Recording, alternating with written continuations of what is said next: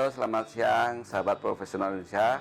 Kali ini saya berada di Gedung Wika, tepatnya di Gedung Wika Tower 1 lantai 3. Nah, saya ketemu Pak Mursid.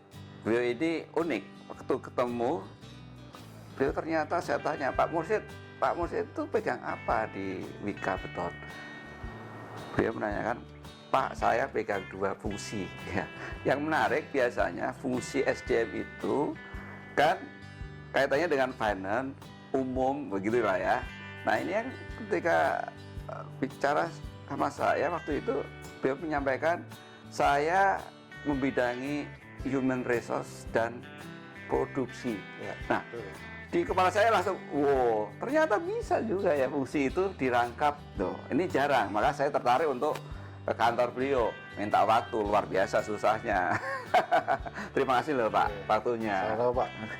Jadi Pak Mursid, jadi saya ingin lebih dalam lah kaitannya dengan fungsi 2 itu. Tapi ini menarik juga nih, saya baca-baca tadi tentang Wika Beton ini sendiri. Sebagai anak perusahaan Wika, kemudian Bapak menjadi salah satu direksi tentunya, dan direksi di bidang human resource lagi ya. Iya, Pak. Nah, sebetulnya kalau bicara kompetensi gitu ya, kompetensi Wika Beton itu di mana sih Pak, dan bagaimana sebetulnya SDM yang diperlukan oleh Wika Beton Pak? Ya, kayak apalah? Jadi Pak Kus, mungkin saya mulai dari lini bisnisnya Wika Beton Pak. Iya. Jadi Wika Beton ini kan perusahaan yang bergerak di bidang industri precast. Precast ya. Precast. Precast. Kalau boleh sedikit cerita sejarah, di tahun 78 dulu Wika ini mendirikan divisi khusus yang memproduksi produk precast. Jadi dulu itu kita hanya sebuah divisi aja. Ada divisi komponen konstruksi lah. Ya, dan menjadi divisi produk beton. Ya. Nah, dalam perjalanannya di tahun 98 ini kita dijadikan anak perusahaan dengan nama PT Wika Beton. Ya. Kemudian di tahun 2014 kita melakukan IPO, sehingga kita menjadi perusahaan go public sampai sekarang. Sudah go public ya, oke. Nah, sekarang ini kita punya visi untuk menjadi perusahaan yang terkemuka di Asia Tenggara, yang punya punya kemampuan lah, punya kompetensi di bidang engineering, production, sekaligus installation, Pak.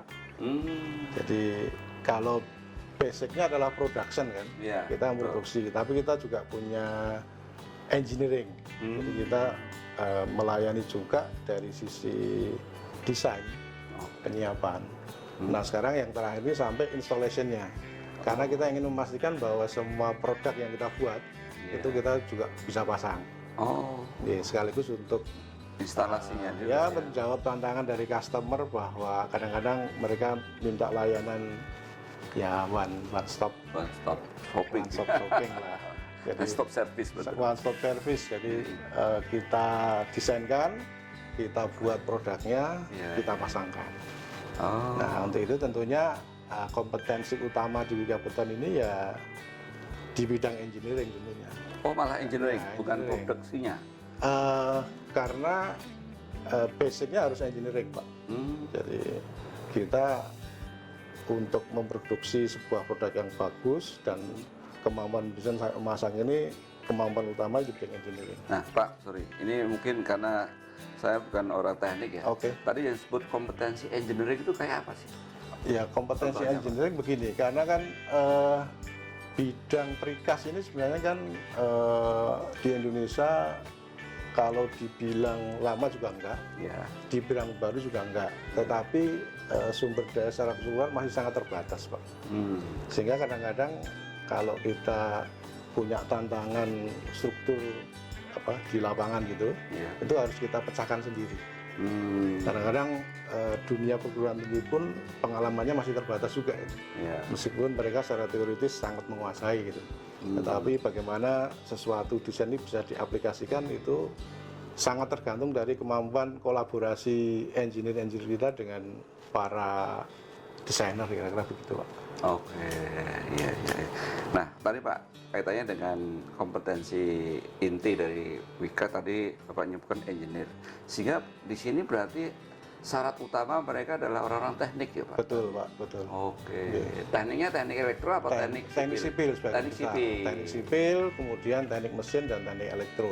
Mungkin Berapa tiga itu yang persen tuh menonjol. Pak dari semua karyawan? Kalau- Hampir 90% atau Mungkin 80-an 80%? Ya, persen harus orang Kalau teknik 20% berarti orang Betul. penunjang. Iya. Kan gitu. Orang teknik sipil basicnya karena kita sebagian besar berbasis produksi di pabrik sehingga kita butuh orang mesin dan orang elektro Oh, orang elektro. untuk menunjang peralatan. Tentunya kan industri ya. Iya, iya, betul, betul. Nah, Pak, terkait dengan tadi kalau Bapak selama ini dalam rekrutmen Ya. SDM untuk kepentingan di Wika Beton gitu. Ya. Yang paling Bapak utamakan adalah orang-orang yang seperti apa Pak? Yang pas saya rekrut adalah kalau ketika orang IQ-nya sekian, dia punya apa? Mungkin salah gambaran. Sebenarnya tergantung kebutuhan Pak ya. Ya. Tapi kalau secara umum memang kita harus punya kemampuan di bidang teknis yang cukup. Teknis, Ya, kekuatan teknis kekuatan. ya. Oke. Terutama kalau misalnya kita butuh di keperluan desain, engineering sendiri atau produksi ini harus punya kemampuan teknis yang kuat. Nah, kalau misalnya dia tidak punya kemampuan teknis yang kuat, mungkin bisa kita manfaatkan di bidang lain, misalnya marketing. Iya, iya. Iya. Meskipun toh sebenarnya marketing juga tidak boleh lepas dari engineering. Oke. Karena sebagai tenaga penjual kan dia harus Mengetahui, paham lah ya. knowledge terhadap produk kan harus paham juga gitu. Betul, betul. Nah, ini menarik ya, tentang fungsi Bapak ini. Ada dua fungsi yang Bapak bawahi lah ya, production dan SDM. SDM. Itu sesuatu menurut saya dua-duanya agak berat gitu ya kalau produksi. Itu gimana Bapak? Pertama cara pembagian waktu Bapak untuk kapan rapat dengan orang produksi dan kapan rapat dengan orang SDM. Oke, baik Pak Kus. Sebenarnya sih ini kalau di keluarga Wika atau Wika Group sudah biasa Pak ya. Oh. Jadi mengangkat seorang direktur yang mengurusi human capital atau human resources dengan background teknik.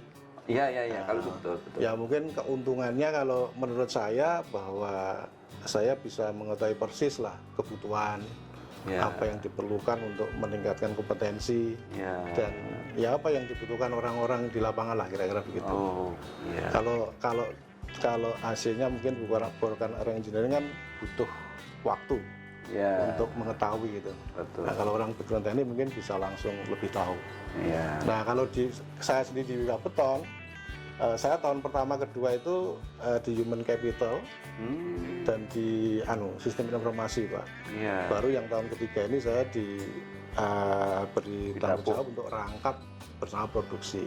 Oh, kirain Bapak Ya. produksi dulu. Tapi justru ini menurut saya ini sebuah sebuah keuntungan bagi saya. Oh, gitu. Karena semua program-program human capital itu bisa Alignment ya. alignment ke produksi. Kebutuhan produksi. Sebaliknya juga gitu. Apa yang dibutuhkan orang-orang produksi di seluruh Indonesia ini bisa langsung message-nya itu tersampaikan ke bagian hasil, Pak. Oh, dan sebetulnya tingkat pekerjaan yang paling utama justru di produksi ya. Di produksi, Pak. Oh, langsung Bapak pegang sendiri, betul. jadi pas ya gitu ya. Ya. Kalau dalam pengurusan Pak sehari-hari, Ya. itu Bapak lebih banyak ngurusin produksi atau lebih banyak human capital? Ya seimbang, Pak. Seimbang. Iya.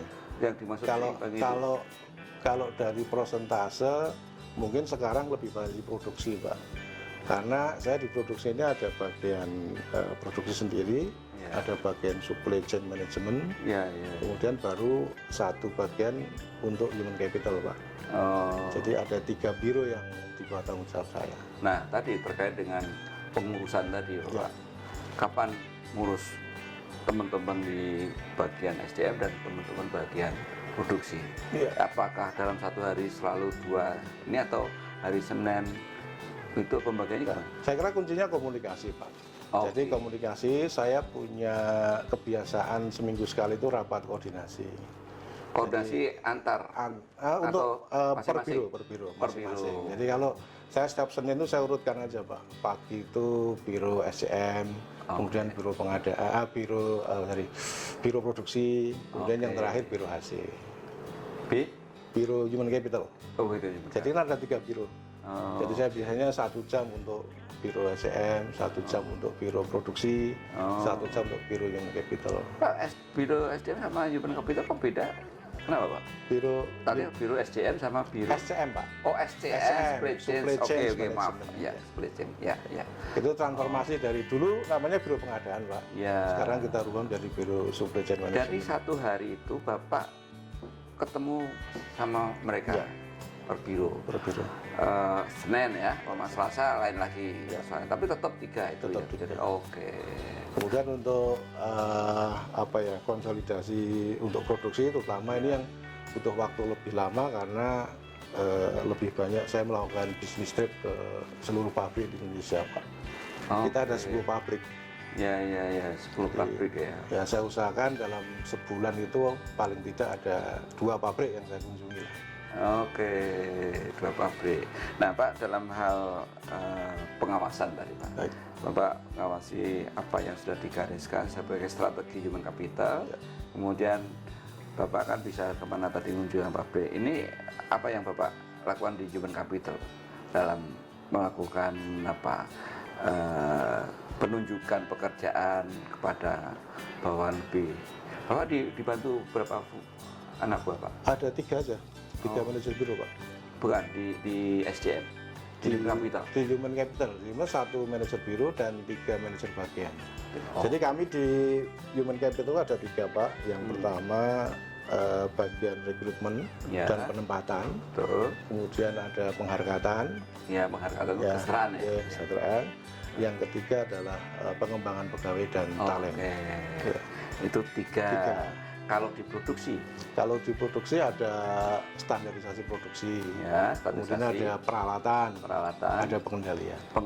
Ya. Jadi 6 ya? Ada 6. Di SM ada lagi, Pak. Oh, SM? Ya. Di SM itu ada planningnya, ada perencanaan, ada pengadaan sendiri, kemudian ada distrans, itu distribusi sama transportasi. Berarti ada 9 biro yang Bapak 9 bagian, 3 biro, 9 bagian, Pak. Oh, luar biasa. Ini pekerjaan yang nggak mudah ya nggak berat tapi menyenangkan ya Pak. Menyenangkan, Pak. Kemudian Bapak kalau Bapak melakukan inilah istilahnya rapat-rapat gitu. Biasanya modelnya seperti apa? Bapak kan saya rapat itu. Kalau rapat ya, tahu. Kalau sistem koordinasinya sama komunikasinya, saya lebih banyak menyampaikan seperti seorang coach, Pak. Oke. Kebetulan saya memang sengaja di bawah saya ini sudah ikut pelatihan coaching semua. Jadi mungkin pendekatan coach ini harus lebih banyak dilakukan. Daripada pendekatan yang seperti yang dulu-dulu lah. Jadi bagaimana kita mengempowering staff untuk berkreasi lah, gitu. Iya. Mungkin ada case yang khusus, Pak. Kalau boleh saya tanyakan, ketika ada SDM nggak perform, ya, artinya mereka di bawah standar. Apakah bisa dilakukan dengan sistem coaching? Bisa, Pak. Bisa ya? Bisa, sangat bisa sekali. Karena kalau pengalaman dari coaching itu kita bisa menggali sebenarnya. Menggali masalah yang dihadapi. Ya, masalah yang dihadapi. Terus yang paling penting menurut saya adalah keinginan dia. Keinginan dia, pengen seperti apa. Nah, saya sudah selama di 3 tahun di Capital ini merotasi beberapa pegawai dan banyak yang menemukan tempat pekerjaannya itu yang jadi passion-nya keluar gitu, Pak. Jadi saya punya 1 orang misalnya, ini ada beberapa contoh, 1 orang marketing, dulunya dia di marketing gitu. Di marketing sudah dipindah-pindah terus, tidak pernah berkembang. Terus setelah kita lakukan pendekatan dengan coaching, ternyata dia sangat berminat untuk mengembangkan karirnya itu di bagian SCM. Dia tertarik untuk ngurusi pengadaan gitu, supply chain. Akhirnya kita coba, sekarang sangat cocok sekali. Terus ada juga 1 orang yang pernah ditugaskan di unit produksi, kemudian di unit marketing, pernah di project juga. Ini orangnya tidak disiplin. Jadi lari-lari lah Pak. Sekarang setelah kita telusuri, kita pelajari, kita gali, ternyata background lamanya dia itu justru terlibat di bidang quality control. Jadi sekarang kita jadikan manajer bagian QC. Dan sekarang dia sangat menonjol lah. Bisa membuat program-program di bidang QC, kemudian menghidupkan program QC dulu yang menjadi unggulan Bekabeton seperti QCC itu Pak, GKN, Gugus Kendali Mutu. Terus sekarang kita ada konvensi lagi, seperti itu. Loh, kalau Pak Moses sendiri itu kan baru 3 tahun ya, di sini. Sebelumnya itu di bidang apa? Saya sebelumnya di Wika Indo Pak, di construction. Jadi saya berkarir dari insinyur sipil yang kerjanya bikin apa? Bikin sipil umum, infrastruktur, jembatan, bendungan, jalan tol. Itu di lapangan. Pak. Nah, ketika Bapak dapat SK untuk memimpin SDM 3 tahun lalu itu apa tuh? Kok bisa dipilih Bapak untuk menjadi ini ada sebuah kecelakaan atau gimana? Enggak mungkin. Kalau saya sendiri melihat ini sebagai sebuah tantangan. Tapi sebenarnya selama saya 23 tahun di Wika Indo Pak, sampai terakhir saya jadi GM infrastruktur, itu memang saya sudah sering bersinggungan dengan tugas-tugas human capital Pak. Saya sejak masih di proyek itu sering dilibatkan dalam tim rekrutmen, jadi penguji, kemudian jadi mentor untuk anak-anak Pak. Tapi Bapak waktu dapat tugas itu mendadak atau sudah dikasih tahu nanti kamu tahun depan tak tahu SDM? Sebenarnya sudah ada sih, pernah ditawarin gitu. Gitu. Tapi kalau pemberian tugasnya sih mendadak juga. Gitu. Cuman kalau ngelihat masa kerja saya di beberapa jabatan ya sudah cukup Pak. Saya dulu 3 tahun, jadi 2 tahun jadi manajer divisi, kemudian 2 tahun jadi GM di infrastruktur, sudah 23 tahun totalnya, terus ditugaskan ke anak perusahaan. Dan Bapak merasa kaget atau merasa, waduh saya kok, saya kok di SDM kan? Kebetulan enggak Pak, karena waktu itu saya sempat diikutkan fit and proper untuk talenta di kementerian ya. Dan waktu di kementerian saya memang milihnya itu direktur SDM. Gitu. Jadi pilihan satunya adalah direktur SDM, pilihan 2 baru direktur produksi atau operasi. Nah, pertanyaannya kenapa Bapak milih SDM? Ya karena Pak, ini sebenarnya minat saya sejak saya masih sekolah juga. Karena aktivitas di organisasi, sering ngurus orang gitu. Memang tertarik. Kalau ada tantangan-tantangan tentang bagaimana mengurus orang. Saya sampai sekarang makanya saya seneng gitu. Betul. Dan itu memang konon sudah sekalian kalau orang sudah pernah menjalani tugas-tugas di lapangan, itu memang dengan lebih mudah ya untuk melihat perspektif kebutuhan karena Bapak pernah di lapangan. Nah ini sudah sekalian, ini menarik ya pengalaman Pak Moses ini. Beliau insinyur teknik sipil yang pekerjaannya di lapangan, bikin jembatan, bikin bendungan, tiba-tiba harus bertugas di kantor dan mengurusi manusia. Betul, Pak. Tapi menariknya beliau ternyata punya kesukaan ini karena memang dari mahasiswa sudah sedang berorganisasi dan disinilah nyatanya lebih nyaman untuk ngurusin orang. Pak, ada yang Bapak pikirkan bahwa selama 3 tahun ini sudah ada sebuah kesuksesan di dalam menjalankan tugas HR Director? Oke Pak. Jadi dengan ditunjuknya saya sebagai direktur produksi juga Pak, selain HR, itu saya membuat program terobosan di bidang supply chain management itu Pak. Jadi perlu diketahui bahwa tantangan terbesar dari perusahaan kami sekarang, Wika Beton ini adalah tingkat kompetisi yang luar biasa. Betul. Bapak ketahui di perusahaan-perusahaan lain yang besar, hampir semua membuat anak perusahaan seperti yang Wika Beton ini. Betul. Sehingga sekarang persaingannya sangat ketat. Nah, dengan persaingan yang sangat ketat ini sekarang sangat dominan Pak. Persaingan ini ditentukan oleh harga. Jadi cost leadership. Cost leadership ya? Ya, cost leadership. Padahal Wika Beton dulu adalah perusahaan yang relatif dikatakan tidak ada pesaing. Iya, iya, iya. Sekarang pesaingannya banyak. Betul. Sehingga kita harus bagaimana mengoptimalkan semua sumber daya sehingga kita mendapatkan tingkat efisiensi yang bagus, Pak. Oh. Nah, efisiensi harus kita ya, harga secara eksternal kena penetrasi kan. Iya, betul. Nah, padahal kita secara internal dari Wika Indo kan margin tidak boleh turun. Iya, kira-kira gitu. Nah, bagaimana ketika penetrasi luar ada, kita mempertahankan margin. Ya berarti satu-satunya jalan harus meningkatkan efisiensi sehingga kita cetuskan program supply chain management ini kita tata, Pak. Jadi kita enterprise resource planning semua dari sejak marketing intelijen kita sampai material itu terdeliver dengan baik. Nah, ini semua kita tata, kita sekarang banyak program-program efisiensi, Pak.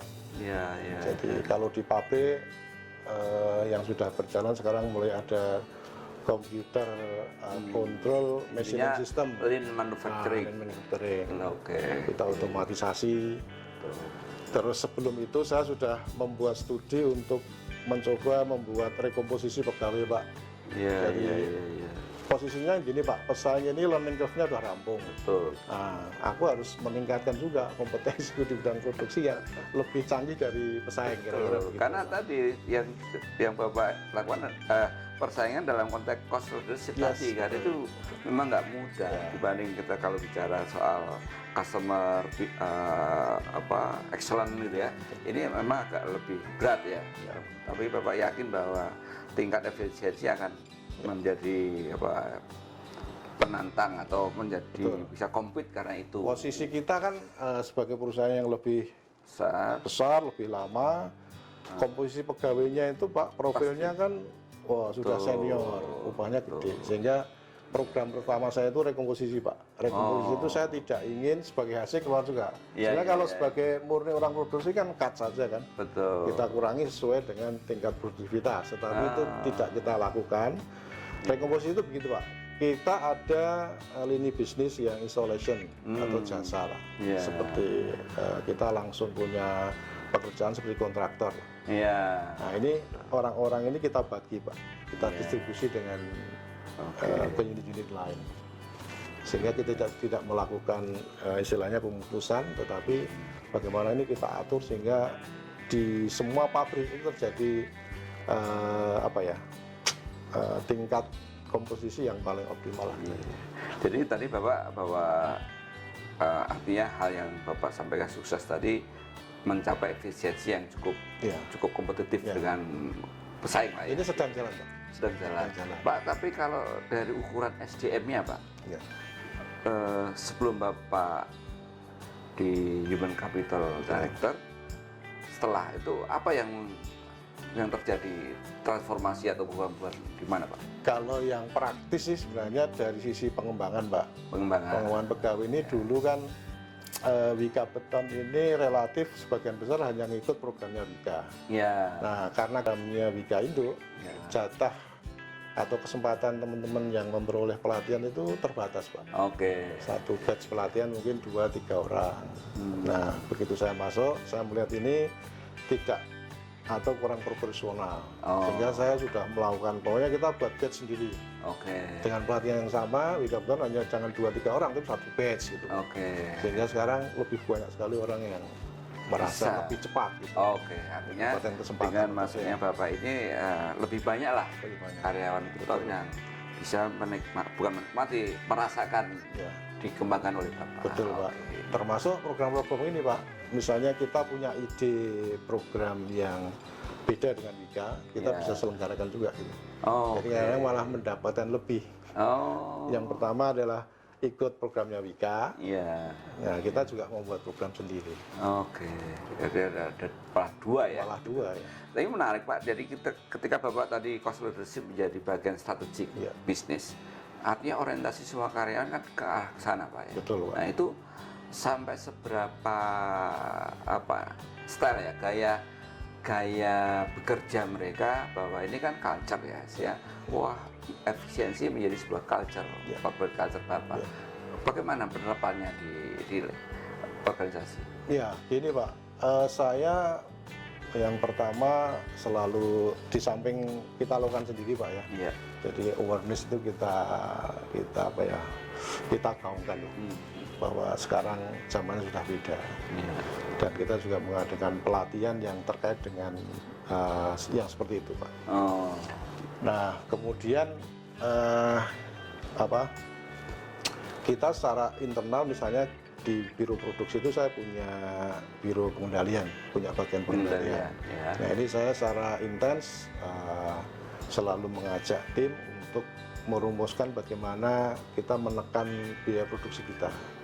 Kalau dari segi perilaku Pak, behavior apa yang Bapak lakukan? Ya kalau behavior gini Pak, sekarang ini kan saya tekankan bahwa zaman sekarang itu harus lebih banyak praktek daripada lama-lama berteori kan gitu. Iya. Kan gitu. Nah istilahnya less spend do more gitu ya.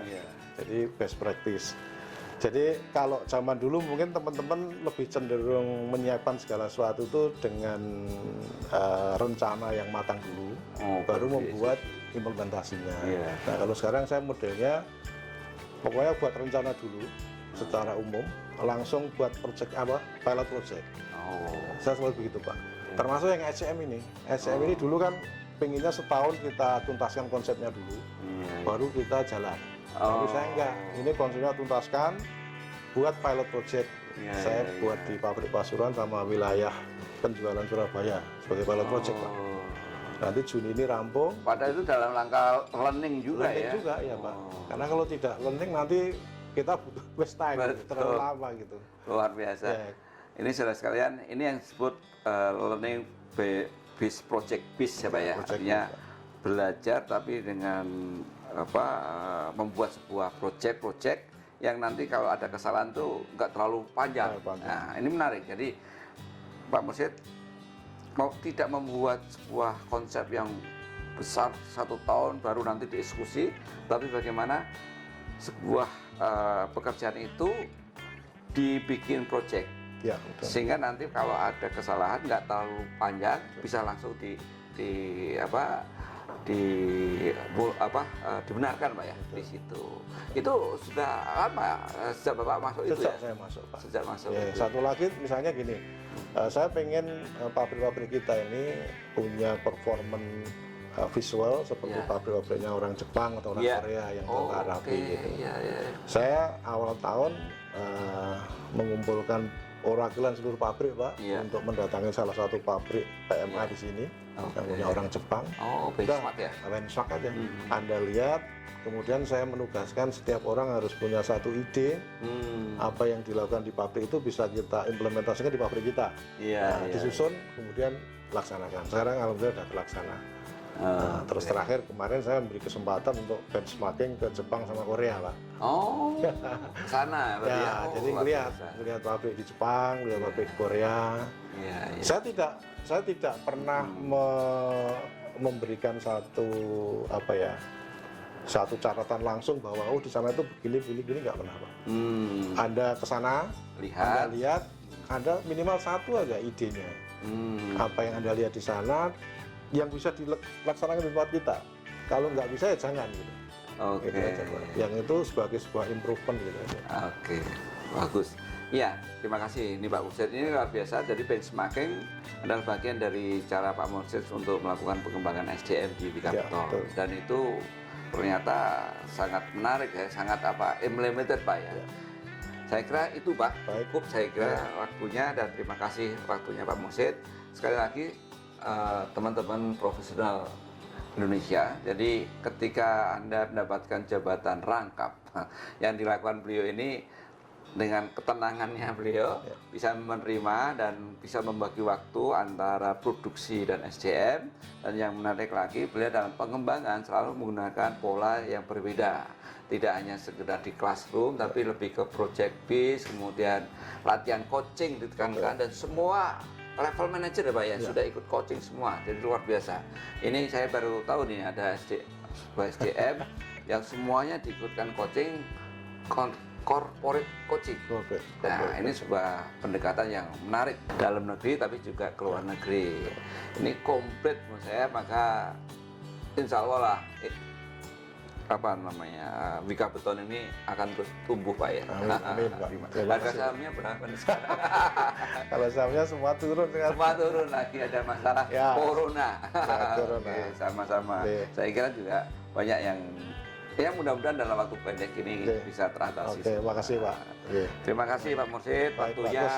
Terima kasih. Terima kasih, Semoga Pak. sukses ke depan. Oke, terima kasih. Demikian sahabat Profesor Indonesia, terima kasih. Semoga kita bisa ketemu di lain kesempatan. Assalamualaikum. Salam.